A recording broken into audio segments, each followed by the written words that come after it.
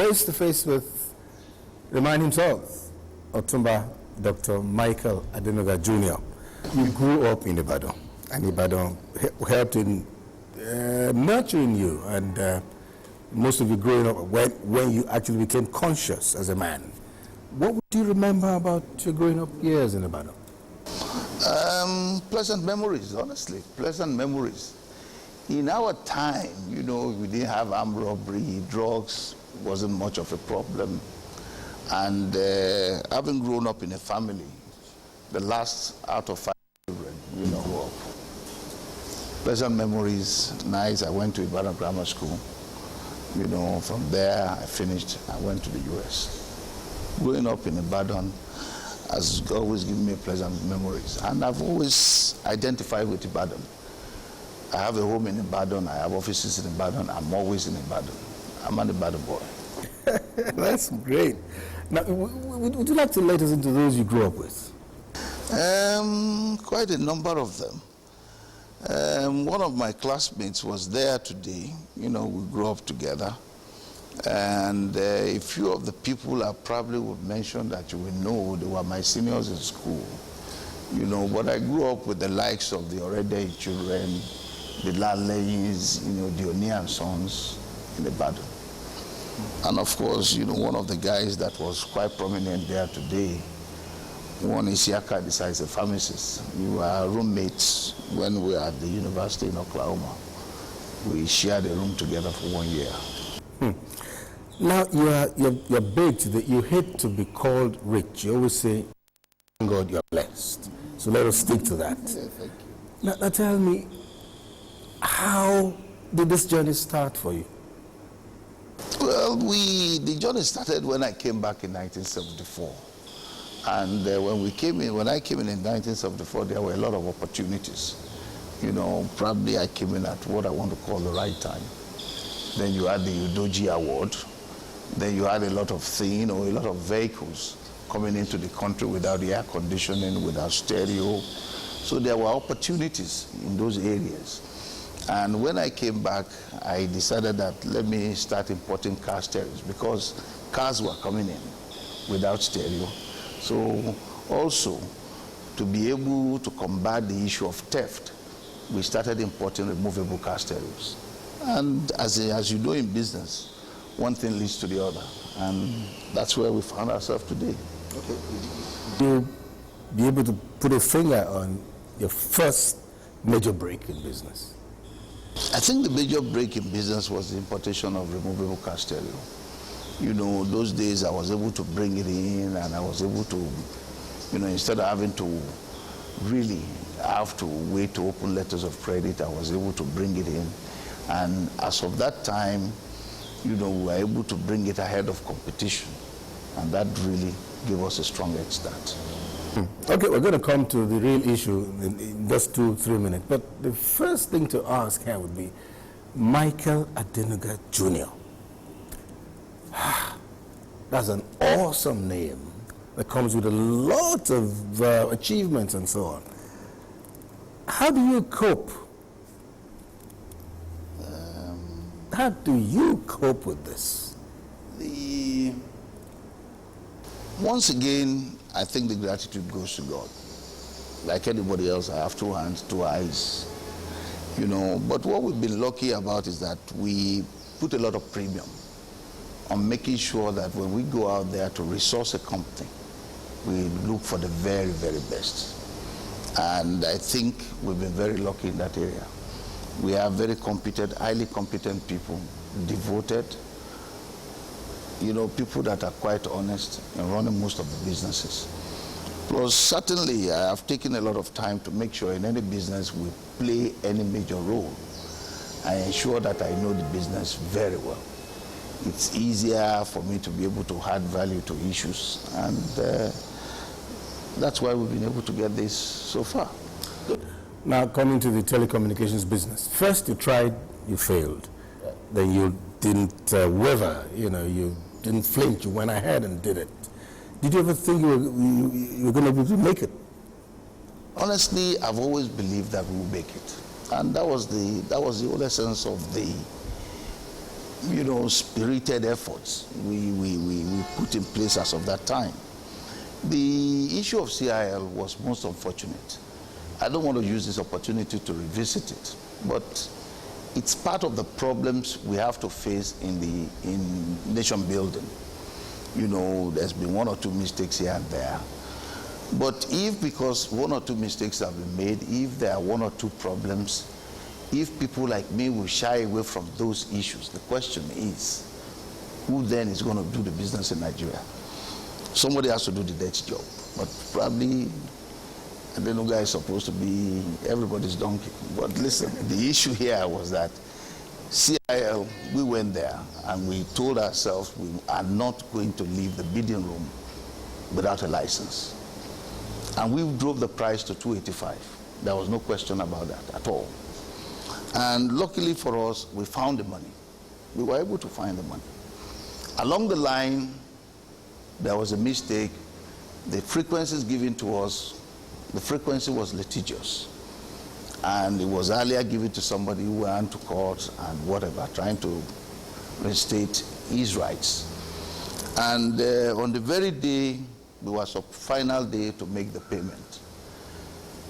Somebody made a call to BNP Paribas in Paris and told them, gentlemen, the license you're about to finance is a litigious license. Of course, you're talking of $285 million. Naturally, everybody developed cold feet. The next thing we started doing was calling our contacts at NCC, brainstorming and saying, look, what do we go? Where do we go from here?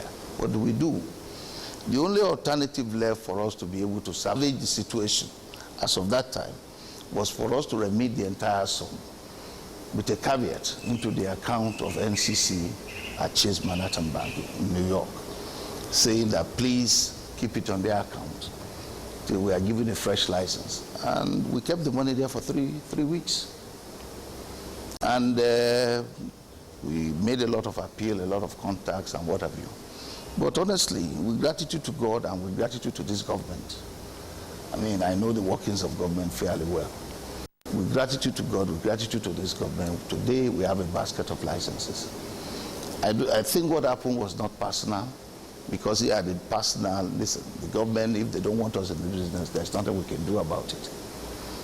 And for us, we've always realized that we have to go into this business. I'd always wanted to go into this business. And we said, look, the only way to do is it's a big business. As you're well aware, big business doesn't fight government. They work with government, and that's what we try to do. And luckily, I think he ended up well.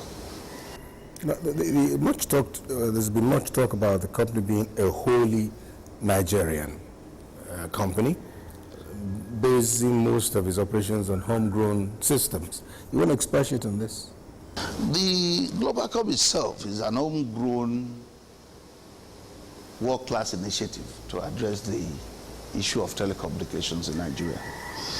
And it's largely, it's 100% Nigerian, it's indigenous.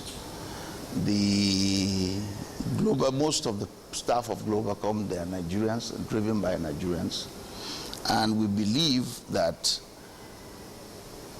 we should meet the customer's expectation in a very affordable manner. And that's why we've deployed the latest state-of-the-art technology, and that's why we introduced the per second. The per second billing itself, as you are well aware, is that billing that makes it exact. You talk for 5 seconds, why round it up to the next 1 minute?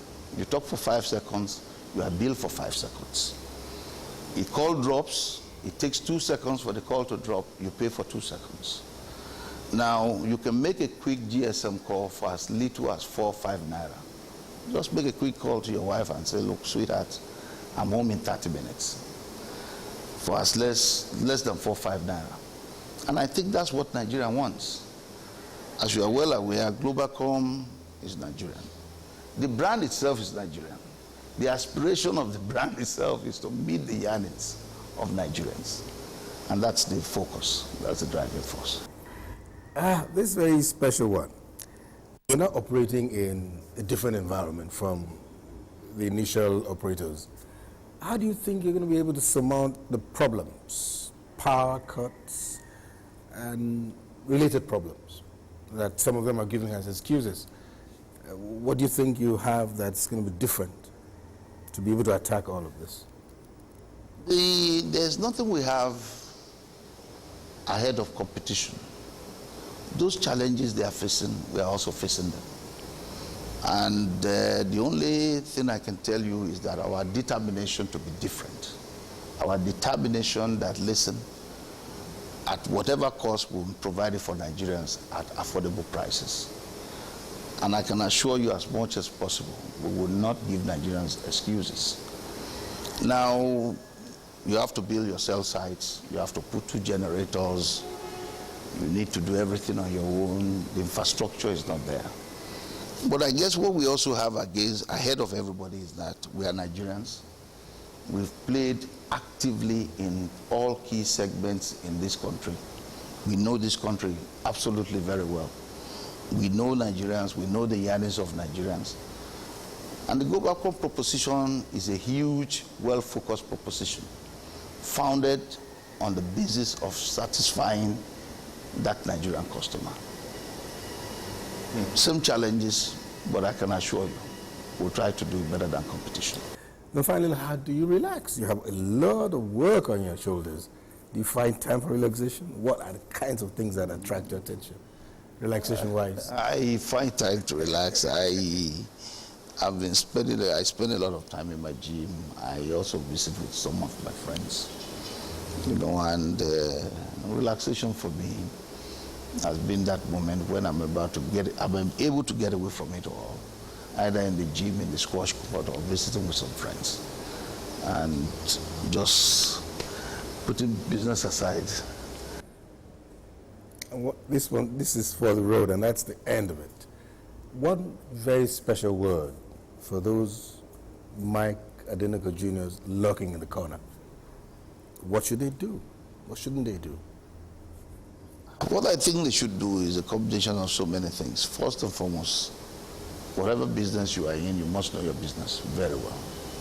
In business, well, you talk of occasionally being able to strike it, but you don't get too far relying on flukes, First and foremost, try to know your business, try to know it very well, and you have to work hard at it very, very well.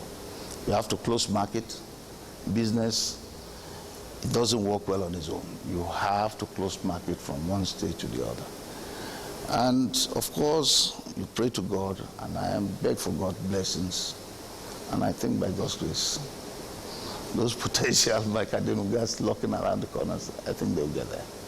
Let me congratulate you again. Thanks a lot. I'm saying the minds of all Nigerians whose lives are touched. And we pray for abundant health and long life for you. Prosperity is for us. Because you're already prosperous. Thank you again. Thanks a lot. All right. Thank you.